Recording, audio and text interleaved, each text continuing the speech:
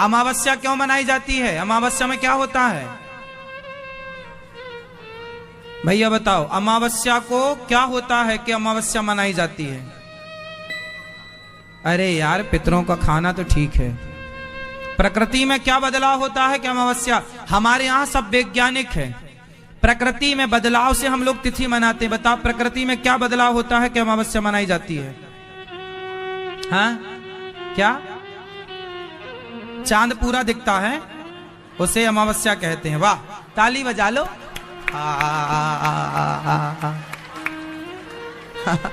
चांद पूरा दिखता है इसलिए अपन लोग अमावस्या। ये लाल शर्ट वाले भैया बताएंगे। हाँ, अमावस्या क्यों मनाई जाती है? अमावस्या के दिन चांद कितना होता है? हाँ, आधा के पूरा की बिल्कुल। हाँ, अमावस्या के दिन चांद का क्या होता है? लोप होता है, अर्थात नहीं दिखता, अंधकार से भरा हुआ होता है।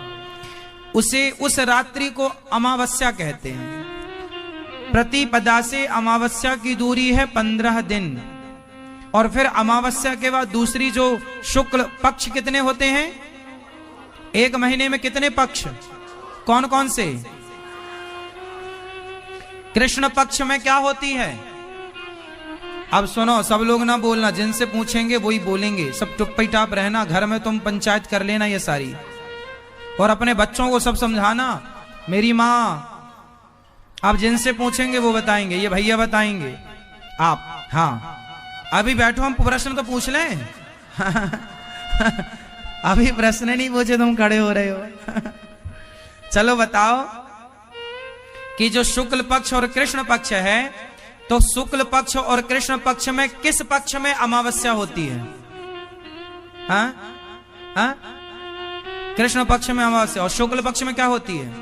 हाँ, शुक्ल पक्ष और कृष्ण पक्ष में कौन सा पक्ष अंधेरा है और कौन सा पक्ष उजेला है? बात समझ में आ रही है क्या? कौन से पक्ष में होती है अमावस्या? हाँ, बात समझ में आ गई? हाँ, कृष्ण पक्ष में आती है अमावस्या, शुक्ल पक्ष में आती है। शुक्ल पक्ष होता है प्रकाश से भरा, कृष्ण पक्ष होता है अंधेरे से। शुक्ल पक्ष में चंद्रमा बढ़ता है, कृष्ण पक्ष में चंद्रमा घटता है।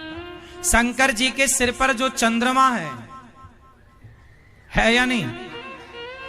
वो कौन सी तिथि का चंद्रमा है? जिनसे पूछेंगे वो उत्तर देंगे, सारे नहीं बोलेंगे, सब टुप्पी टाप रहेंगे। शंकर जी के सिर पर जो चंद्रमा है वो कौन सा चंद्रमा है, अर्थात किस तिथि का चंद्रमा है? ये दादाजी बताएंगे।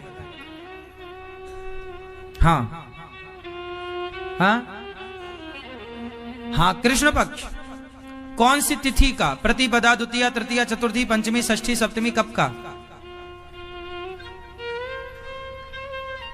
नहीं, आप बताओ।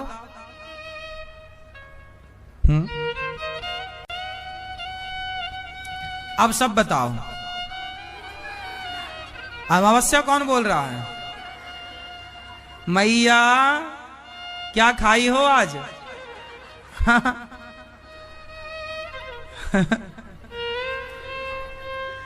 शंकर जी के मस्तक पर जो चंद्रमा है वो द्वितीया का चंद्रमा है। कौन सा चंद्रमा है? जो द्वितीया का चंद्रमा होता है ना, जरा सा होता है, वही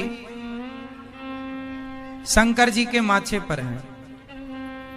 शंकर जी के माथे पर चंद्रमा क्यों है? चंद्रमा कितने हैं? एक है तो एक आकाश में है, तो दूसरा शंकर जी के पास। एक बार चंद्रमा नाराज हो गए कि मेरे बिना काम होगा नहीं, तो समुद्र में चले गए। फिर समुद्र में जब गए चंद्रमा, तो हाहाकार मच गया कि भाई चांद के बिना कैसे काम बनेगा, होना चाहिए क्योंकि व्यवस्थाएं चांद से ही हैं। शुक्ल पक्ष और कृष्ण पक्ष का निर्धारण चांद से ही होगा। अब तो तब शंकर जी ने, तब भगवान श्रीमन नारायण ने एक चंद्रमा और प्रकट किया।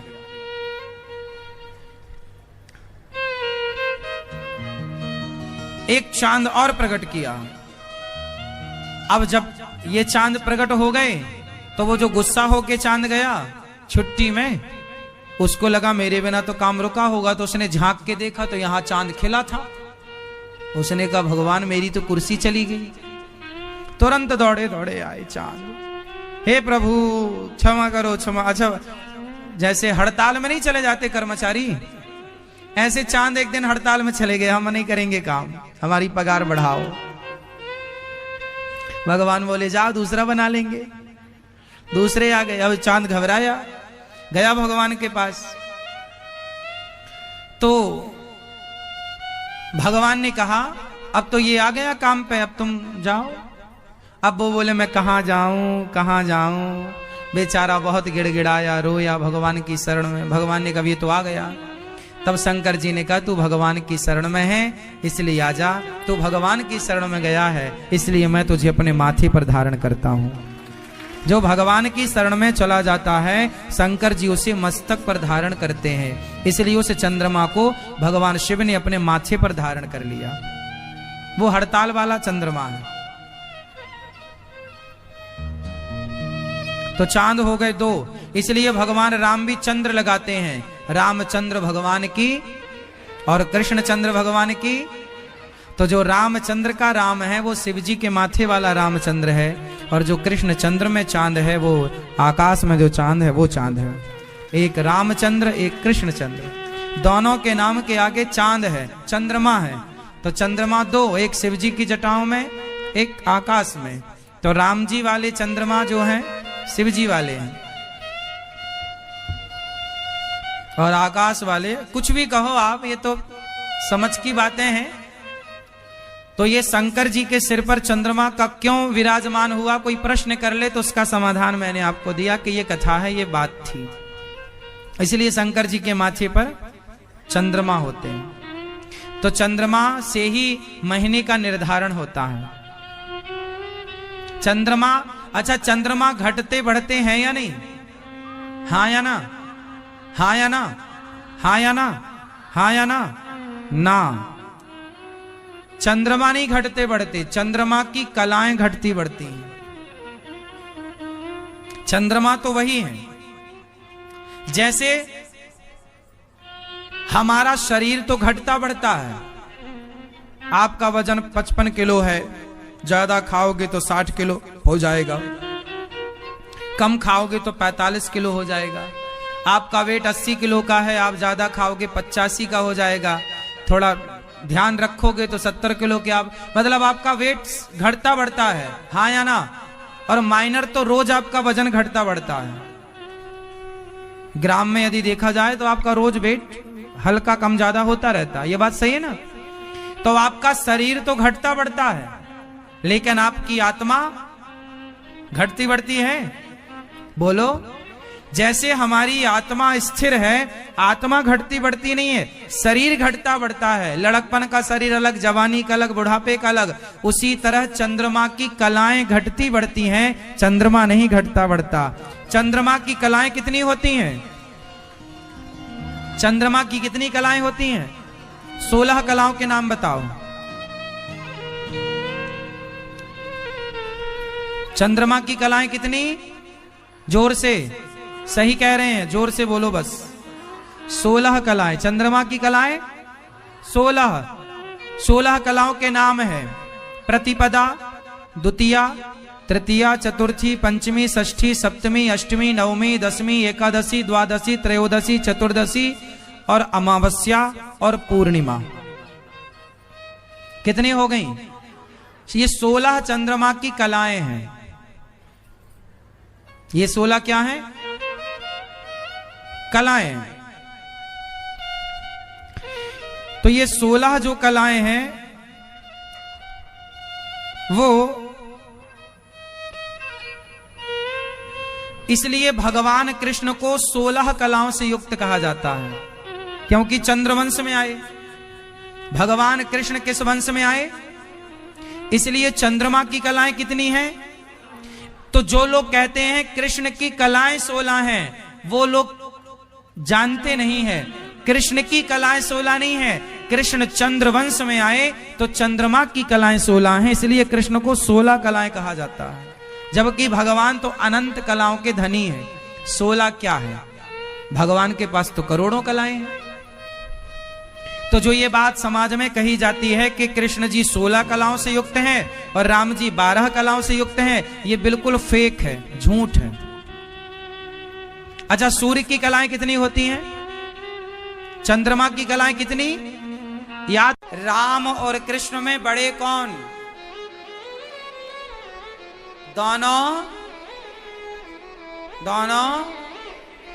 राम कृष्ण दो एक हैं, अंतर नहीं निमेष। जो राम है वही त्रेता में वो राम बने तो द्वापर में कृष्ण बने। अंतर आपको कैसे लगता है? आपको ऐसा लगा कि राम बड़े हैं?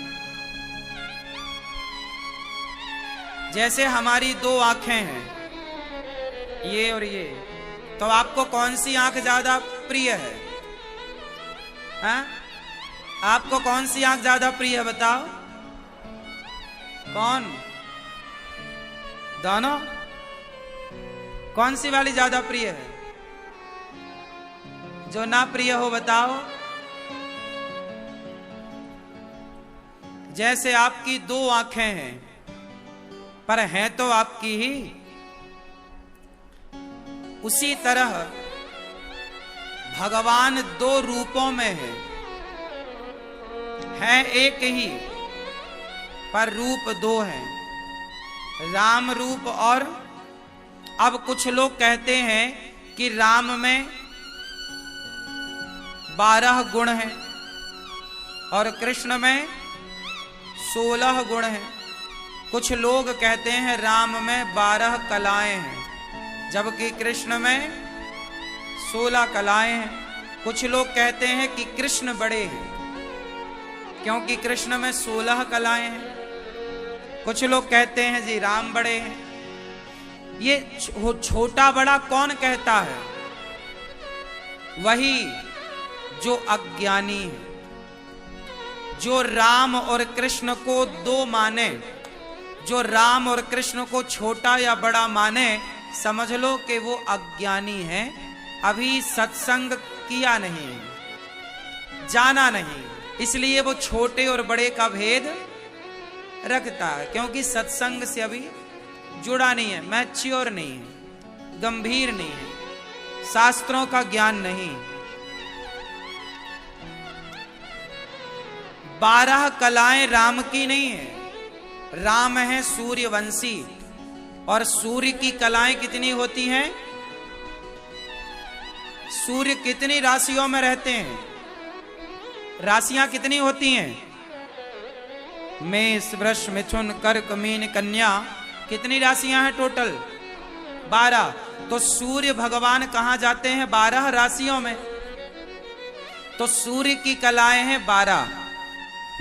तो लोग कहते हैं कि राम की कलाएं 12 हैं। वो कलाएं राम की नहीं, राम की कलाएं तो अनंत हैं। राम की कलाएं तो अनंत हैं। 12 कलाएं क्या?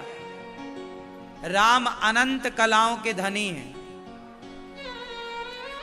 चूंकि राम सूर्यवंशी हैं, तो सूर्य की कलाएं 12 होने से लोग ये समझ लेते हैं कि राम की कलाएं 12 हैं, और कृष्ण है चंद्रवंशी। कृष्ण कौन है? तो चंद्रमा की कलाएं कितनी होती हैं? चंद्रमा की कलाएं कितनी होती हैं? बोलो मेरी मां, कौन कौन सी? चंद्रमा की 16 कलाएं हैं, प्रतिपदा से लेकर के पूर्णिमा आप गिनो। 15 हुआ, एक अमावस्या गिन लो। चलो मैं गिनाता हूं, बोलो अमावस्या। अमावस्या में चंद्रमा क्या होते हैं? शून्य हो जाते हैं। लुप्त इसलिए क्या हो जाता है? अंधकार। अमावस्या मतलब चांद का गायब हो जाना। गायब मीन्स दिखाई ना पड़ना। अमावस्या में चंद्रमा होते हैं, बिल्कुल नजर ही नहीं आते, तो जीरो। फिर क्या होता है? प्रतिपदा आती है तो चंद्रमा हल्का सा दिखाई पड़ता है, प्रतिपदा। फिर द्वितीया को चंद्रमा थोड़ा बड़ा, तृतीया को और बड़ा, चतुर्थी का और बड़ा, पंचमी का और बड़ा, षष्ठी का और बड़ा, सप्तमी का और बड़ा, अष्टमी, नवमी, दसवीं, एकादशी। जैसे जैसे दिन बढ़ेंगे चंद्रमा क्या होगा? बड़ा। और पूर्णिमा को पूरा गोल, पूरा। तो चंद्रमा 16 प्रकार से हमें नजर आया भाई। प्रतिपदा का चांद अलग दिखा और द्वितीया का अलग। शंकर जी के ऊपर जो चंद्रमा है, आपने देखा होगा ना, शंकर जी के माथे पर क्या होता है? चंद्र होता ना। वो कौन सा चंद्रमा होता है? पूर्णिमा का होता है कि अमावस्या का? अष्टमी का होता है कि द्वितीया का? बताओ, बोलो। भगवान शिव के ऊपर जो चांद है वो द्वितीया का चांद है। बोलो। आज रात्रि को देखना चांद कैसा दिखेगा। आज का जो चांद है वही शिव जी के ऊपर का चांद है, पतली सी धारी, ये द्वितीया का चांद है। तो चांद जो है 16 प्रकार से हमें नजर आता है। अमावस्या से लेकर पूर्णिमा तक कितना हुआ? तो चांद की कलाएं कितनी हो गई? 16 कलाएं। हाँ या ना? चांद की कलाएं 16। तो कृष्ण की 16 कलाएं जो कहते हैं वो कृष्ण की 16 कलाएं। कृष्ण तो अनंत कलाओं के धनी हैं। कृष्ण तो, बोलो, कृष्ण तो अनंत कलाओं के धनी हैं। तो चंद्रमा की कला 16 है, सूर्य की कला 12 है। तो लोग ऐसा मान लेते हैं कि राम की कला 12 और कृष्ण की कला, क्योंकि वो राम सूर्यवंशी और कृष्ण चंद्रवंशी। ये जो समाज की मान्यताएं हैं, कुछ लोग आधी अधूरी बात मान लेते हैं। जैसा आप लोग सुनते हो वैसा मान लेते हैं। कई बार सुनाने वाला वो नहीं समझ पाते पूरी बात और वो आधा सुना देते हैं, तो आपको वही सच आप मान लेते हैं। तो राम और कृष्ण दोनों में कोई अंतर। जो त्रेता में राम बने, वही त्रेता की कुछ लीलाएं जो अधूरी रह गईं, उन लीलाओं को पूरा करने के लिए वही राम द्वापर में प्रकट होकर के आए। आपको पता है त्रेता के राम की कुछ लीलाएं अधूरी रह गई थी, बताओ कौन सी? त्रेता के राम की कुछ लीलाएं अधूरी रह गई थी, जो त्रेता में वो पूरी नहीं कर सकते थे। बताओ कौन सी लीलाएं अधूरी रह गई? हाँ, क्या मैं बताऊं? कुछ गिन लो। जब राम जी ने सीता मां को माला पहनाया, क्या पहनाया? कौन सा माला? वरमाला।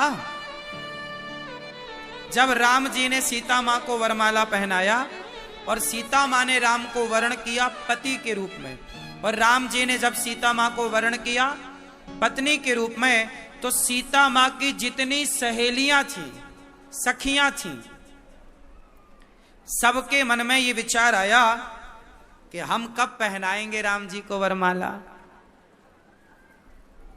कब हम राम को अपना पति। अच्छा, राम को देखकर किसके मन में यह ख्याल ना आता होगा कि राम मेरे भी पति हों? क्यों नहीं आता होगा? एक सामान्य से पुरुष को आप देखती हो, कोई बड़ा सफल पुरुष है, बड़ा सुंदर पुरुष है, तो उसी को देखकर आपके मन में ये लड्डू फूटने लग जाते हैं कि काश ये हमारा बन जाए। हाँ या ना? जब सांसारिक पुरुष को देखकर आपके मन में ये विचार आ जाता है कि ये हमारा होता, तो राम को देखकर भला स्त्रियों का ये विचार ना बना होगा कि काश हमारे भी ये कभी पति बनेंगे। मीराबाई के मन में आ गया कि क्या कृष्ण कभी हमारे पति बनेंगे। तो भगवान को देखकर जनकपुर की सखियों का विचार हुआ कि क्या राम हमारे भी कभी पति बनेंगे। तो राम ने बोला कि इस जन्म में तो नहीं, पर आपने मन बनाया है तो मैं आपकी इच्छा अगले जन्म में पूरी करूंगा। एक बात बताएं, जो आप सोचते हैं ना वो होता जरूर है, इसलिए अपनी सोच अच्छी ही रखो। यदि आप ये भी सोचते हैं कि क्या भगवान हमें मिलेंगे, तो भगवान भी तो सोचते होंगे किसने मुझे पाने का मन बनाया है, तो ये तो जिम्मेदारी अब भगवान की है ना कि वो आपको मिलकर के आपकी इच्छा पूरी करें। तो जनकपुर की सखियों के मन में आया कि क्या हमारे पति ऐसे होंगे। तो राम बोले इस जन्म में नहीं, पर अगले जन्म में मैं तुम सबका पति बनकर तुम्हारी इच्छा पूरी करूंगा। तो उन सखियों की इच्छाएं पूरी करने के लिए राम मर्यादा में रहे एक पत्नी के साथ, लेकिन कृष्ण को अनेक पत्नियां बनानी पड़ी, अनेक विवाह करना पड़ा। जो त्रेता की वेटिंग लिस्ट थी वो द्वापर में जाके पूरी हुई। अब भाई रोक भी तो नहीं सकते ना मन को, और मन भी गलत थोड़ी है, भगवान को पाने का मन गलत थोड़ी था। बताओ, एक ये तो पहली बात थी। अब दूसरी बात सुनो। आपने सुना होगा राम जी के सामने एक और महिला आई थी जो ऑफर लेके आई थी कि आप हमसे विवाह कर लो, हम आपसे विवाह करना चाहते हैं। क्या बता सकते हैं कौन थी? क्या थी? मैया बैठो मेरी मां, तुम कहां मुंह बंद करके चली?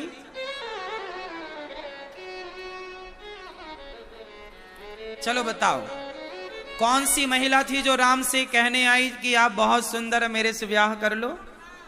सूपनखा। ये कौन थी? रावण की बहन। अच्छा, इसके लिए भी भगवान राम को दूसरा अवतार लेना पड़ा। अब ये बताओ कि सूपनखा कहती है आप मेरे से विवाह करो, मैं आपसे प्यार करती हूं। अब मुझे एक बात बताओ, क्या भगवान से प्यार करना गलत है? उत्तर दो। यही तो कहते हैं कि भगवान से प्यार करो, भगवान से प्रेम करो। सारे संत लोग क्या कहते हैं? रामचरितमानस में भी लिखा है, राम ही केवल प्रेम प्यारा। मीराबाई ने भगवान से क्या किया? प्यार किया। तुलसीदास जी ने क्या किया? प्यार किया। सूरदास जी ने, रैदास जी ने, जितने भक्त भाई सब क्या किए। और हम भी क्या कहते हैं आपसे? भगवान से प्यार करो, हम भी प्यार करें। अच्छा, ये मुझे एक बात बताओ कि क्या सूपनखा जो राम से प्यार करती है, तो क्या सूपनखा का प्यार गलत था? भगवान से प्यार हो जाए इसमें गलत क्या है? और सूपनखा किसे चाह रही है? राम से कहती है कि मैं आपसे विवाह करना चाहती हूं, आप बहुत सुंदर हैं। तो बात तो ठीक कह रही है, राम से सुंदर कौन होगा? भगवान से सुंदर कौन होगा? तो समपुरुष।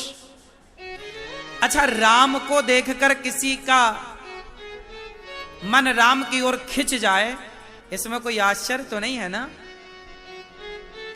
बोलो मेरी मां। राम से विवाह करने का जो मन सूपनखा ने बनाया, क्या वो गलत था?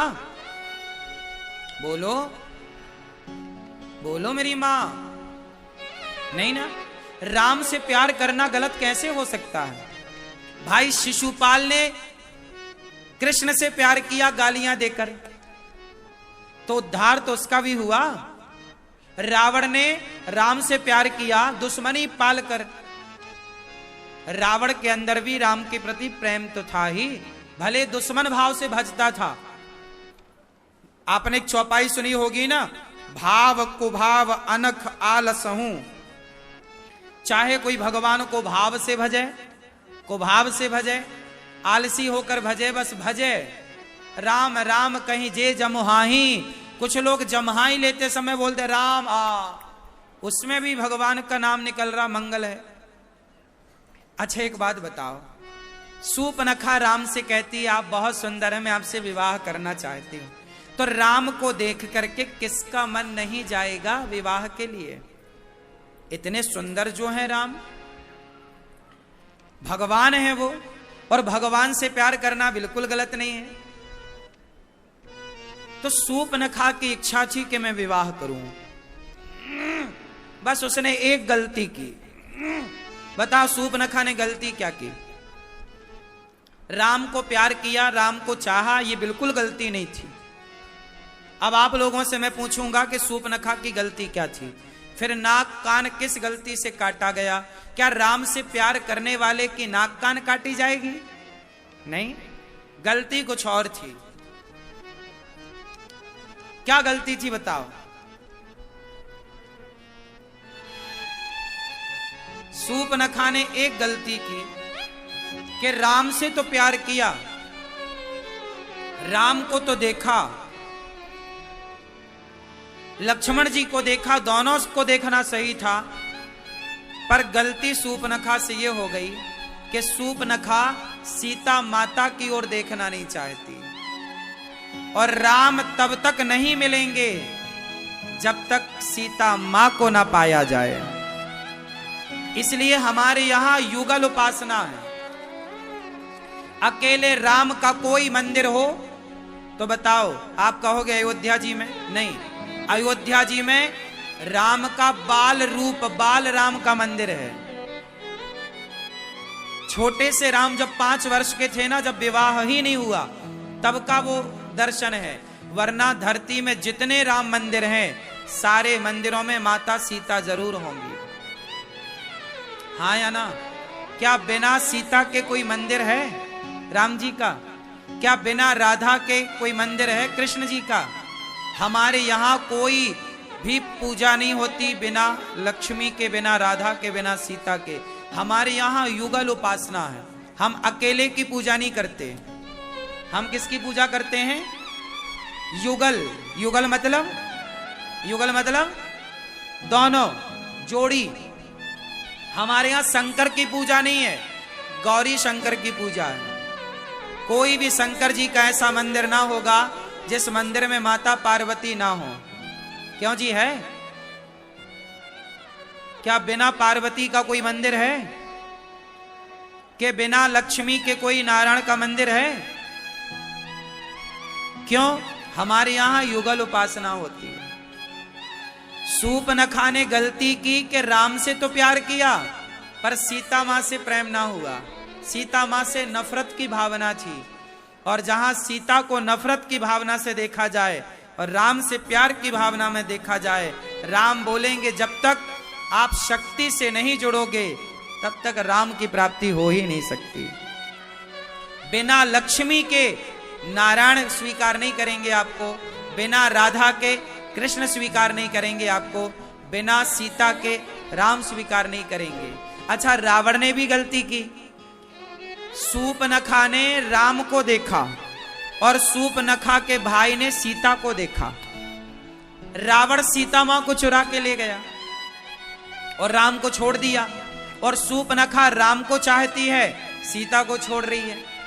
जबकि विभीषण सीता को भी चाहते हैं और राम को भी चाहते हैं। तो जो सीता और राम दोनों को प्यार करेंगे वो तो राजगद्दी पर बैठेंगे विभीषण की तरह, लंका के राजा बनकर।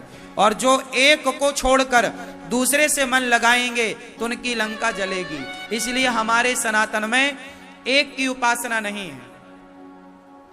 आप ध्यान रखना इस बात का।